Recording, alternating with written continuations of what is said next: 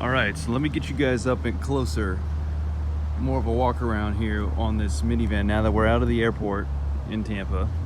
And we're rocking 235 tires all the way around, all seasons, so nothing crazy. Land Spider, haven't heard of that brand. You got a little spider logo. Yeah, Land Spider City Trex HT. Home terrain, who knows what that means. But anyways, it's a 3.6 liter V6. I gotta tell you, it's got some pep, not really much pep. Oh, who left their twig and berries up in there? One? Oh, there's two. There's multiple. Get out of here. Multiple twig and berries up top. But it's 3.6 V6. They did have whatever hybrid.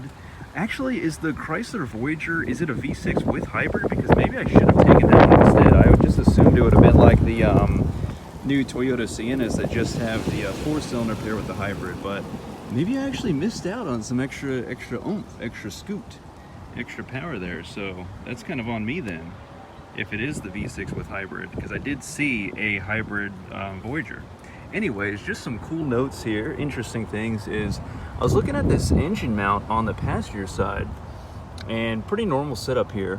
One thing, just a little touch here, is this flat surface. They actually milled it, because when I mill on aluminum, that's the finish it leaves if you just do kind of a standard pass and don't do like a finishing cleanup pass real slow feed. So obviously they just crank these out the factory, right? But that is a milled surface, so they could bolt the top piece with these two bolts directly on to that flat surface, so that it makes good contact. So interesting note there. And then the other thing I want to show you is, this is new to me because I don't really work on Chryslers, Dodges, Jeeps, and whatnot.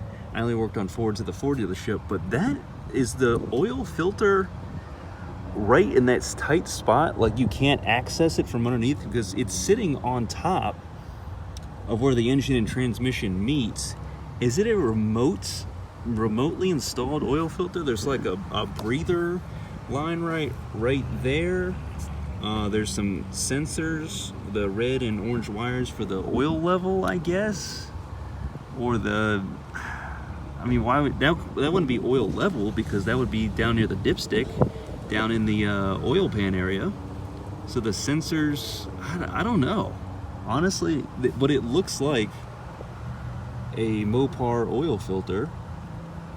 It's just like, do you have to take off the air box?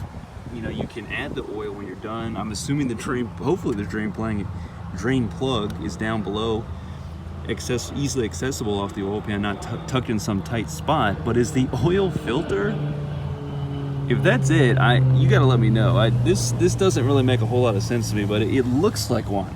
That's the crazy part. So let me know in the comments what's going on with these Chrysler Voyagers. I mean, hopefully, let's just peek underneath the car since we're here. You know, why not? Of course, we got a belly pan. So you have a symbol for oil if you pop this cover off. I'm assuming it's just the drain plug. If I take you over here, we might be able to... Nope, more panels. Always more panels. So I can't tell you what's going on with that, but if the oil filter on a Voyager is right here, that is a terrible design, because look, I could maybe touch it. I can touch with my finger. The housing feels like an oil filter, so that's gonna be a huge knock if you want to own a Voyager. I mean, why would you want to own a Voyager in the first place? Oh, here it is. Duh. Okay. Crisis averted. It is a top-mounted oil filter. You take off the plastic housing and you replace the paper element inside. Okay, we're all good. I don't know what that is over on the other side, but okay. Add oil, but before you do, you can change it right here. You can take this off. And that actually makes a whole lot of sense, because I did do one oil change, now that I think about it, on my friend's 2018 Dodge Charger V6 with the same 3.6, just sitting, long ways for a rear-wheel drive setup. And yes, I remember having to get my socket to get this put on this plastic hex. Okay, everything's fine, everything's cool. Just figured it out. You could still own a Chrysler minivan if you want, but why wouldn't you just get a Honda Odyssey or a older Toyota Sienna with the V6, that's you must have a particular reason to want to own one of these. But it's just okay. So of course the interior kind of feels cheap on some of the touch points, but look, it's a minivan. We just have it for a couple days. I'm gonna whip it around, you know, have as much fun as I can as one could coming out of a Shelby GT350 Mustang. But look, it can haul all our stuff. It's I think later on when these become so obsolete, I think this will be honestly kind of a cool body. At least it kind of looks semi-cool with the styling. This is a cool body to do some crazy like V8 swap in it. You know what I'm saying? Just a crazy, unexpected sleeper build. So for right now, this is the state of the Chrysler Voyager in 2023.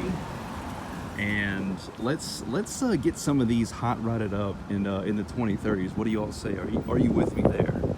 So let me run into this Target here, see what's going on, and I'll see you guys back with some more Shelby content. I do have a Rezvani tank video coming. I just saw one of those. Just got a quick little walk around of that. So let me know your thoughts on this one, and stay tuned for the Rezvani and more Shelby content next week. Take care.